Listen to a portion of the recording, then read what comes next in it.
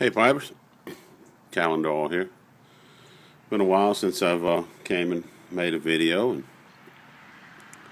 just had a few things going on. Had a real problem with one of my rental properties. It flooded well, not completely, but about 3/4 of the bottom of the floor was covered in raw sewage, so it was a mess. So been involved in that and insurance claim and getting contractors lined up to get it fixed, and so it's just been a real challenge, and that and some other things. So, but want to come and kind of just do a little talk.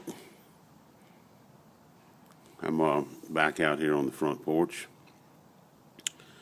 Feels a little warmer out here during the winter. Even though the sun's not out, it's it's not as covered up as the pipe patio I usually make my videos on. So, probably be coming from here until we warm up for the spring and plant a few plants back there again.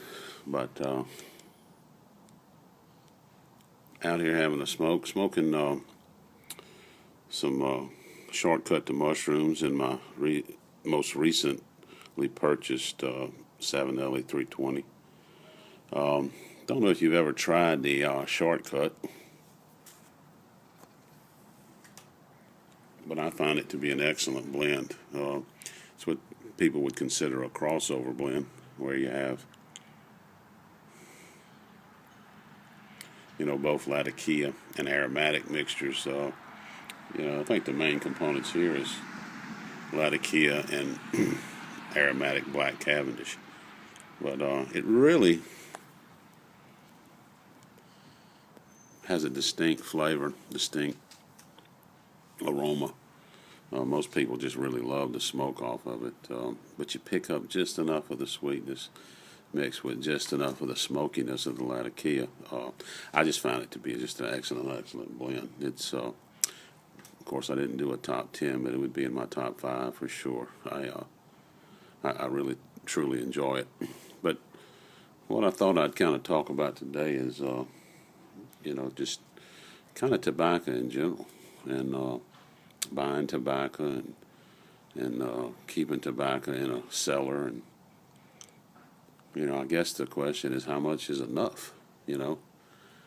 I guess, like myself, I've been a pipe smoker since I was 20 years old, and so that's 37 years, and y'all can do the math. And I've always been hot and cold with it. I'll get involved in it pretty heavy, and then back off and smoke cigars for a good while. Had a little cigar business on the side for about 5 years.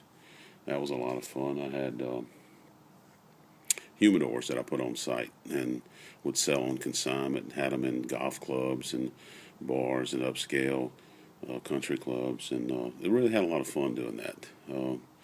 I got to where I could make my own cigar labels and take whoever I had the humidor at, I could make their logo and put on as their label. So it was a lot of fun. And I guess it was like any other business. You can make money until the big boys want to get in, and if they want to get in, you're done.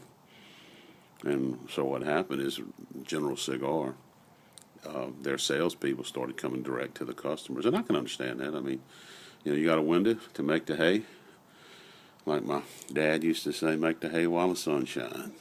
But it was a lot of fun, But I guess what prompted this is I was kind of doing a little quick, not a written down inventory or anything of what tobacco I had, and it didn't take me long to realize that I was north of 50 pounds of tobacco, and that kind of made me come up with the question of, exactly how much tobacco is enough. I don't smoke every day, and I don't get to smoke in the wintertime as much as I'd like, because I smoke outside. And, that's twofold. My wife has asthma, so there's no smoking around her. And I think just in general, it's not a good idea to smoke in the house. I just recently sold one of my rental properties, and the people that were in it were real heavy cigarette smokers, and the house really looked nice, showed well, but every time somebody would come and see it, they would complain of the heavy cigarette smoke smell. And I ended up having to put an ozone machine in it for about 3 days, and did some other treatments to it before I could get that out. So, in general, I just try not to smoke in the house. But some of my tobacco purchase is just being real enthusiastic with my reigniting with the hobby, and then some of it is kind of in a tobacco prep mode too. Uh, don't know what's going to happen down the road with the price of tobacco, or availability or restrictions, or just what's going to happen. So, you know, I'd seen another guy, and I'm not going to be able to call his name. Um, I wish I could, so I could give him credit for the idea. But he was talking about taking and figuring out how much you smoke per day, and then get you a weekly and a yearly figure, and then multiply that times your age expectancy on an actuarial table, and you could come up with a pretty good idea of how much tobacco you're going to need for the rest of your life. I haven't done that, but I don't even know if I'll be able to get through 50 pounds. Just I plan on working another about 7 years. And until I'm 65, I'll be 58 in May, and with a work schedule and just the way things are, it was going to limit the amount of smoking that I do. But just thought I'd kind of come and explore that topic a little bit, see what everybody else's opinion is, and what do y'all do, and do you get exuberant and buy more tobacco than you really would like to? And I know Philly Pipe Smoker was talking about he wasn't going to buy any more this year. That was going to be one of his.